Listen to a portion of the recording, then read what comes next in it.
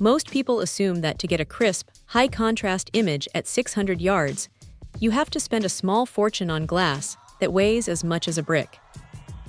But then you pick up this Nikon and realize that maybe that isn't the case. It's got this 82mm objective lens that honestly does a fantastic job of pulling in light. Even when the sun starts dipping low and the shadows get long, the image stays surprisingly bright. You aren't squinting to make out details, which is usually the first thing to go with cheaper optics. The build feels solid too. It's got that classic Poro prism design, which might look a bit old school compared to some of the newer, compact roof prism models out there, but there's a reason it's still around. It feels balanced in the hand and sits really steady on a tripod. You can tell it's meant to be dragged out into the field.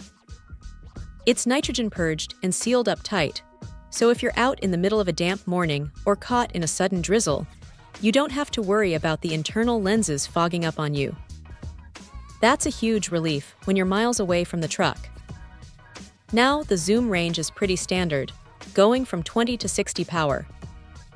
At the lower end, the field of view is wide enough to scan a hillside or a tree line without getting motion sickness. Crank it up to 60, and yeah, you're going to see some atmospheric shimmer if it's a hot day, but that's just physics, not a fault of the glass. The clarity holds up well enough that you can actually count points on a buck or spot bullet holes on a target at distance without guessing. One little detail that's easy to overlook is the sliding sunshade.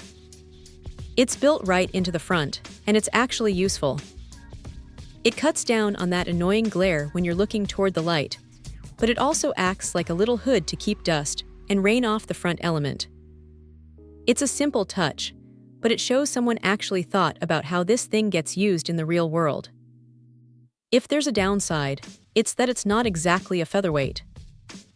At 4 pounds, you're going to feel it in your pack if you're hiking deep into the backcountry. It's definitely more of a set-it-up-and-stay-a-while kind of tool rather than something you'd want to carry on a fast-paced stalk. Also, the focus knob is smooth, but it takes a fair amount of turning to go from close-up to infinity, which can be a bit tedious if you're tracking something moving fast. But look, for the price, the optical performance is hard to argue with. It's not trying to be a $1,000 piece of tactical gear, and it doesn't feel like a cheap toy either. It sits right in that sweet spot where you get professional-grade clarity without needing a second mortgage.